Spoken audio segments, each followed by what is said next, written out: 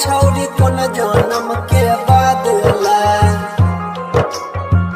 यार के बना देली पगला। अभी सुन रहे हैं बगैवा सिटी धमाका को।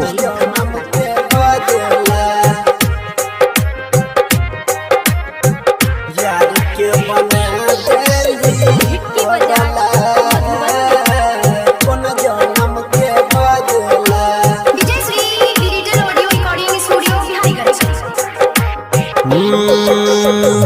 यार के बना देली पगला यार के बना देली पगला।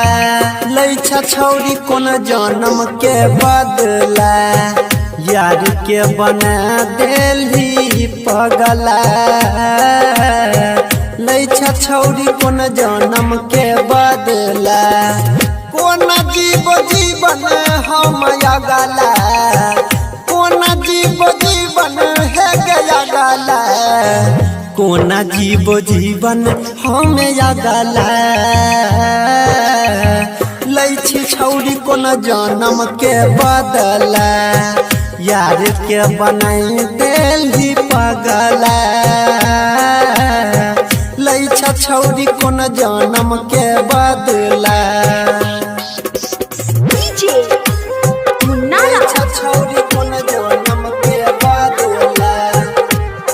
इलाका किसी का हो धमाका दिवाकर दीवाना भाई का ही होगा।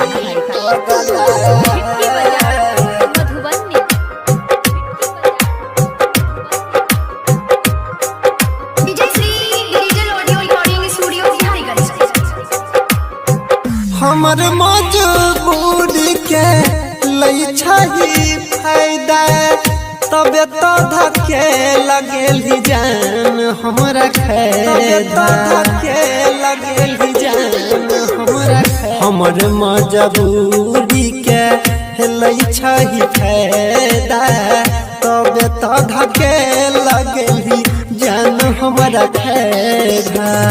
तोर देली सनहिया तोई लगला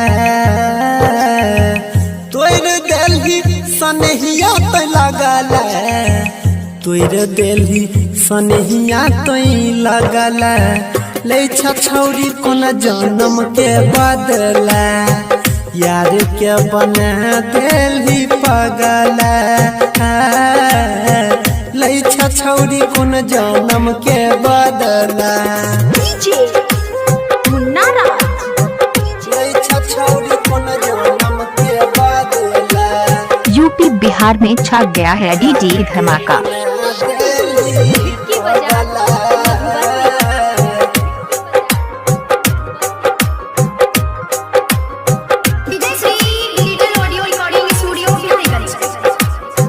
कृष्णा परवीन के अपना बनाई के अजय अनिल के गेली जान ठुकराई के जान ठुकराई के। परमुद देवेंद्र के जान अपनाई के अजय अनिल के गेली काहे ठुकराई के। बीतै छलै बिछौना पजगला बीतै छलै बिछौने पजगला बीतै छलै बिछौने पजगला। लैछा जान कोन जन्म के बदला यार के बना देली पगला। लैछा जान कोन जन्म के बदला। आप सुन रहे हैं दिवाकर दीवाना भाई को ग्राम बगीवा जिला मधुबनी।